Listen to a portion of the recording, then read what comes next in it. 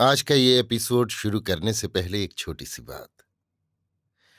क्या आप भी अपना पॉडकास्ट बनाने की सोच रहे हैं? तो एंकर ट्राई कीजिए। ये पॉडकास्ट बनाने का सबसे आसान तरीका है। नंबर 1, ये फ्री है।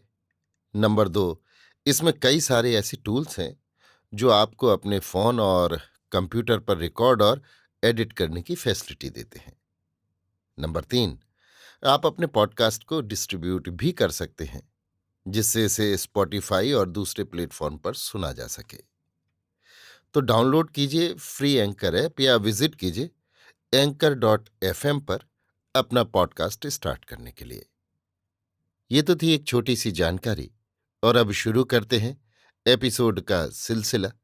तो आज के एपिसोड में लीजिए सुनिए फणीश्वर नाथ रेणु के लिखे उपन्यास मैला आंचल का भाग 18, मेरी यानी समीर गोस्वामी की आवाज में। क्या नाम? सनिच्चर में है। तो कितने दिनों से खांसी होती है? कोई दवा खाते थे या नहीं? क्या? थूक से खून आता है? कब से? कभी कभी। एक साफ डिब्बा में रात भर का थूक जमा करके ले आना। इधर आओ, जोर से सांस लो। 1 2 3 बोलो। जोर से। हाँ ठीक है। क्या नाम? दासू गोप। पेट देखें? पिल ही है। सुई लगेगी। सुई के दिन पुर्जी लेकर आना। कल खून देने के लिए सुबह ही आ जाना, समझे?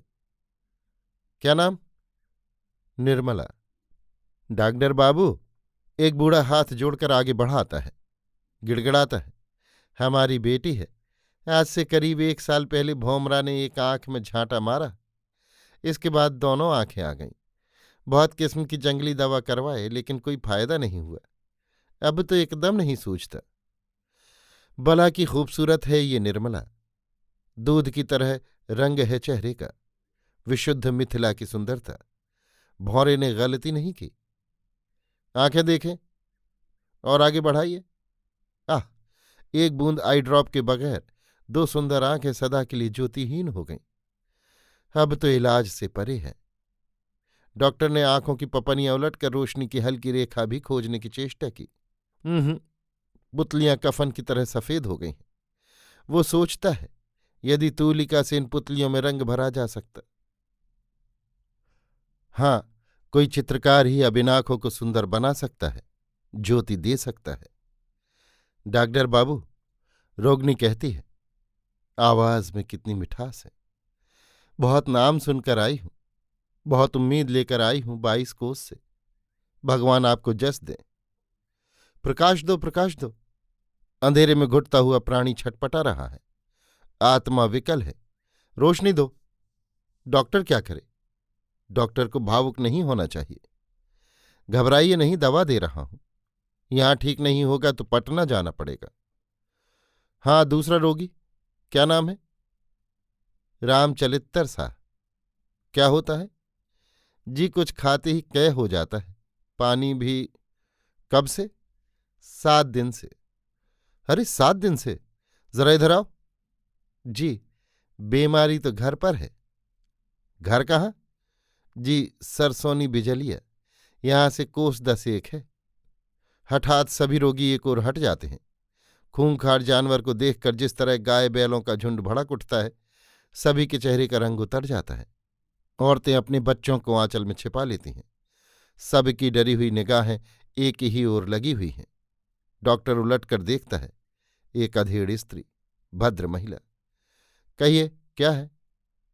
डॉक्टर बाबू, ये मेरा नाती है, बस यही एक नाती। मेरी आंखों का जोत है ये। 1 साल से पाखाने के साथ खून आता है।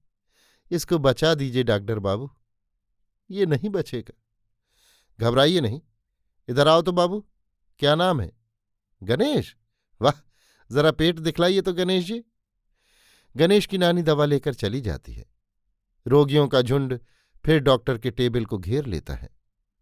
चिचाई की मां कहती है, पार्वती की मां थी, डायन है। 3 कुल में एक को भी नहीं छोड़ा। सबको खा गई। पहले भतार को, इसके बाद देवर देवरानी, बेटा बेटी, सबको खा गई। अब एक नाती है, उसको भी चबा रही है। चिचाई की माँ ने ऐसा मुंह बनाया मानो वो भी कुछ चबा रही हो। डॉक्टर चिचाई की माँ को देखता है। काली मोटी गंदी और झगड़ालू ये बुढ़िया चिचाई की माँ, जो बेवजह बकती रहती है, चिल्लाती रहती है। ये डायन नहीं। सुमृत दास उस दिन कहता है, चिचाई की माएँ तो जनाना डॉक्टर हैं। 5 महीने के पेट को भी इस सफाई से गिरा देती है कि किसी को कुछ मालूम भी नहीं देता। ये डायन नहीं और गणेश की नानी डायन है। आश्चर्य! गणेश की नानी बुढ़ापे में भी जिसकी सुंदरता नष्ट नहीं हुई, जिसके चेहरे की झुर्रियों ने एक नई खूबसूरती ला दी है।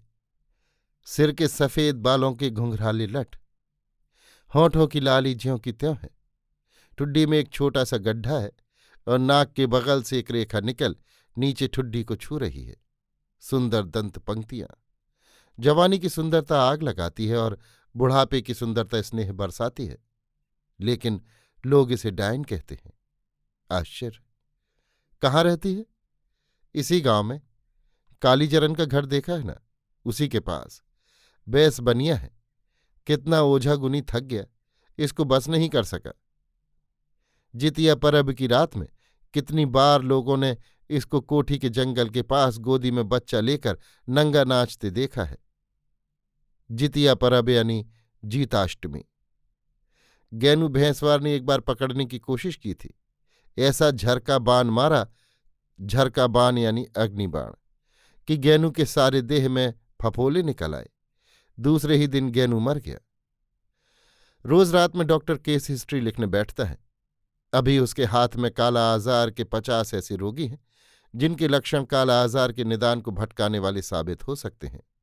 1 का सेबी मंडल, उम्र 35, हिंदू, मर्द, गांव मेरीगंज, पोलिया टोली।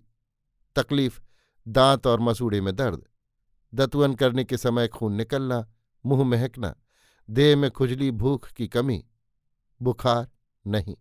निदान पायोरिया। दवा कार्बोलिक की कुल्ली, विटामिन सी का इंजेक्शन। खा 15 दिन के बाद शाम को सरदर्द की शिकायत, बुखार 99.5, रात में पसीना, कैल्शियम पाउडर।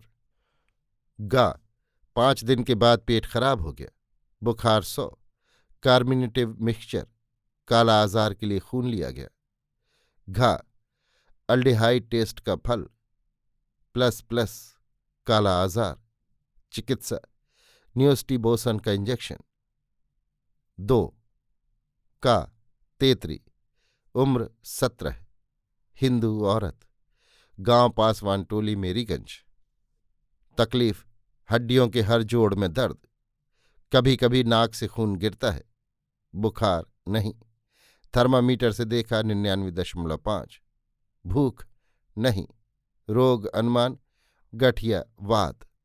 दवा विटामिन बी का इंजेक्शन, मालिश का तेल, WR के लिए खून लिया। खा WR गर्मी नहीं। गा 1 सप्ताह बाद नाक से खून गिरा, पेट खराब हुआ, काला आजार के लिए खून लिया। गहा अल्डिहाइड टेस्ट का फल, संदेहात्मक, फिर खून लिया। गा ब्रह्मचारी टेस्ट का फल, धनात्मक, चिकित्सा यूरिया स्टीबामाइन, ब्रह्मचारी। 3 का रामेसर का बच्चा, उम्र 2 महीने, नाभि में घाव, रात में रोता है, दूध फेंकता है। मां को कैल्शियम पाउडर। खा 1 सप्ताह के बाद सारे देह में चकत्ते, अनुमान एलर्जिक। गा 4 दिन के बाद चकत्तों में पानी भर गया है। WR के लिए मां का खून लिया, फल ऋणात्मक नहीं। घा काला आजार के लिए मां का खून लिया, फल ऋणात्मक नहीं। काला आजार के लिए बच्चे का खून लिया, फल धनात्मक धनात्मक धनात्मक काला आजार। और इस बच्चे की यदि मृत्यु हुई तो जरूर किसी डायन के मत्थे दोष मढ़ा जाएगा। देह में फपोले, गणेश की नानी पर ही संदेह किया जाएगा। गणेश की नानी, न जाने क्यों वो गणेश की नानी से कोई प्यारा सा संबंध जोड़ने के लिए बेचैन हो गया है। कमली कहती है, मौसी, मौसी में बहुत गुण हैं। सीकों से बड़ी अच्छी चीजें बनाती हैं। फूलदानी, डाली, पंखे, कशीदा कितना सुंदर काढ़ती हैं। पर्वत, त्योहार और शादी ब्याह में दीवार पर कितना सुंदर चित्र बनाती हैं। कमल के फूल, पत्ते और मयूर, चौक कितना सुंदर पूरती है। वो भी उसे मौसी कहेगा। मौसी? कौन? मैं हूं डॉक्टर। गणेश कहाँ है? डॉक्टर बाबू आप? आइए बैठिए। गणेश सो रहा है। मैं तो अचकचा गई, किसने मौसी कहकर पुकारा। बूढ़ी की आंखें छलछला आती हैं।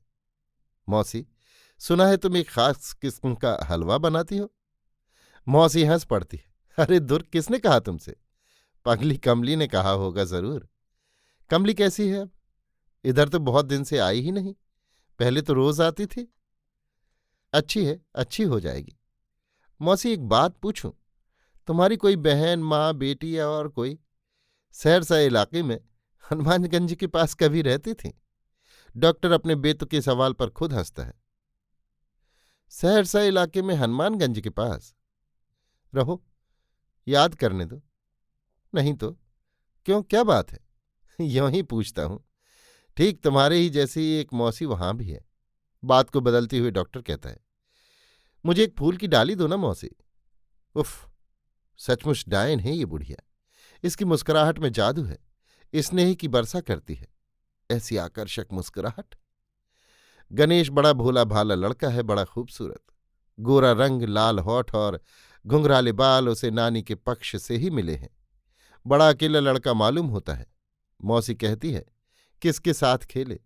गांव के बच्चे अपने साथ खेलने नहीं देते, मेरे ही साथ खेलता है। गणेश जी, जरा पेट दिखाइए तो। मौसी, कल इसे सुबह ले आना तो खून लूंगा, होंठ मुरझाए रहते हैं। गणेश को अब एक मामा मिल गया। सचमुच ऐसा हलवा कभी नहीं खाया मौसी, विश्वास करो। गणेश को भी दो, कोई हरज नहीं। मामा देखो। गणेश गले में स्टेथोस्कोप डालकर हंसता है। वाह, मेरा भांजा डॉक्टर बनेगा। डॉक्टर जब मौसी के घर से निकला तो उसने लक्ष्य किया। कालीचरण के कुएं पर पानी भरने वाली स्त्रियों की भीड़ लग गई है। सभी आंखें फाड़े मुंह बाएं आश्चर्य से डॉक्टर को देखती हैं। इस डॉक्टर को काल ने घेरा है शायद। लाल सलाम।